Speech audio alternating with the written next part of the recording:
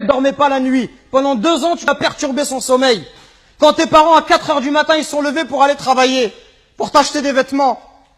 Quand lorsque tu es malade, ta mère, elle trouve pas le sommeil. Même quand tu as 30 ou 40 ans, si tu rentres à 1 heure du matin, ta mère, elle t'attend encore pour demander de tes nouvelles ou pour te préparer à manger. Qui va se comporter avec toi si c'est pas ta mère et ton père? Qui va se comporter comme ça avec toi?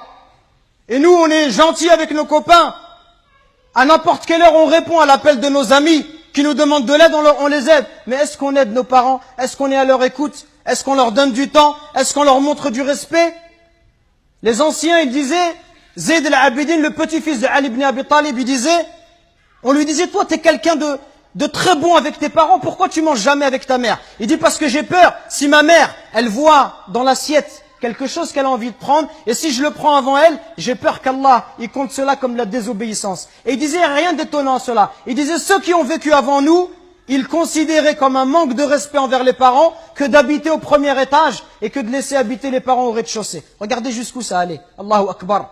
Le simple fait d'être au-dessus de sa mère, au premier étage de sa mère, au rez-de-chaussée, ils considéraient ça comme un manque de respect. Et d'autres chez les Sahaba, ils disaient, quand il y avait un scorpion qui est rentré dans un trou, il a mis sa main et il s'est fait piquer. On lui dit, pourquoi tu mets ta main alors qu'il y a un scorpion? Il dit, parce que j'ai peur que ce scorpion il sorte et qu'il ne pique ma mère. Regardez le respect. Et regardez aujourd'hui l'attitude des enfants envers les parents. Regardez ne serait-ce que le regard, les yeux. Wallahi mes frères, si nos parents ils invoquent contre nous, wallahi c'est pour nous le malheur dans la vie d'ici-bas et dans celle de l'au-delà. Allah Azza wa Jal, par l'intermédiaire du prophète, alayhi salatu wassalam, il nous dit qu'Allah, il a interdit le paradis. Interdit le paradis à celui qui désobéit à ses parents.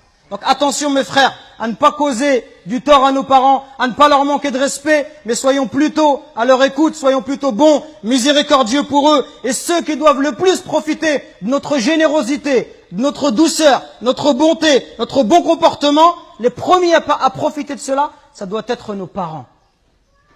Parce que viendra un jour où ils vont partir, et le jour où ils vont partir, tu vas regretter. Et tu vas dire, ah, si je pouvais encore faire du khair à mon père, si je pouvais encore faire du khair à ma mère.